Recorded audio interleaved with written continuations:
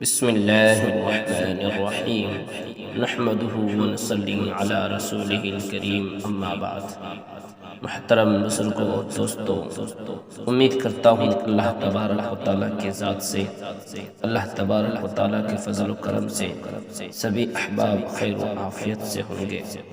اور رمضان المبارک کے روزے اور تراویح کا بھی اہتمام کر رہے ہوں گے۔ آج دو حدیثیں آپ کے سامنے پیش کروں گا، تراویح کے متعلق سے اور روزے کے متعلق سے،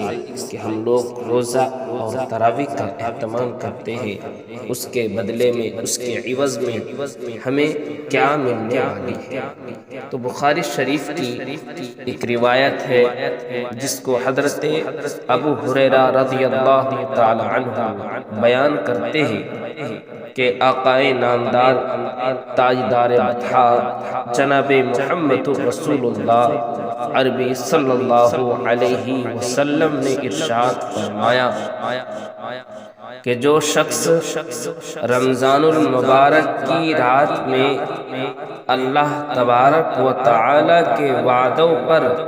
یقین کرتے ہوئے اس کے اجر و ثواب کے شوق میں نماز تراویح پڑھتا ہے، اللہ تبارک و تعالی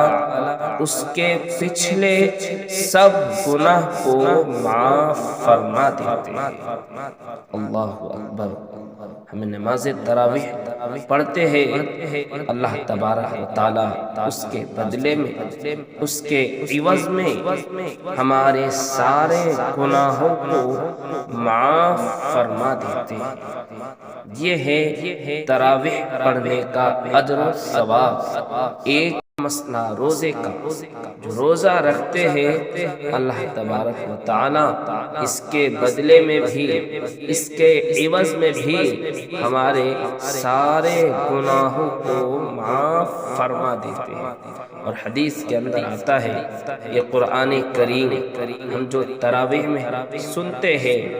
اور پڑھتے ہیں، اللہ تبارک و تعالیٰ کی بارگاہ میں،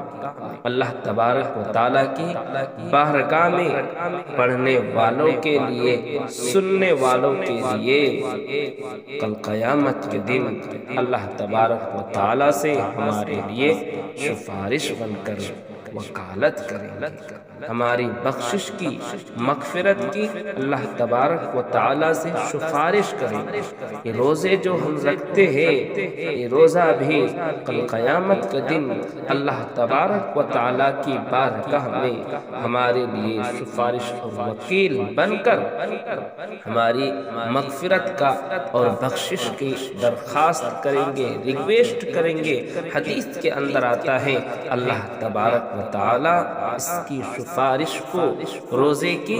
سفارش کو قبول کریں گے، قرآن کریم کی سفارش کو قبول کریں گے، اور اس کی وجہ سے بندے کی مغفرت کر دی جائے گی، بندے کی بخشش کر دی جائے گی۔ اس لیے میرے بھائیوں، جو لوگ روزہ اور تراویح کا اہتمام نہیں کرتے ہیں، خدا کے واسطے رمضان المبارک کا بہت ہی عظمت اور برکت والا مہینہ ہے، ان چیزوں کا اہتمام کریں گے، کل قیامت کے دن ہمارے لیے سفارش کریں گے، ہمارے سارے گناہوں کو معاف فرما دیں گے۔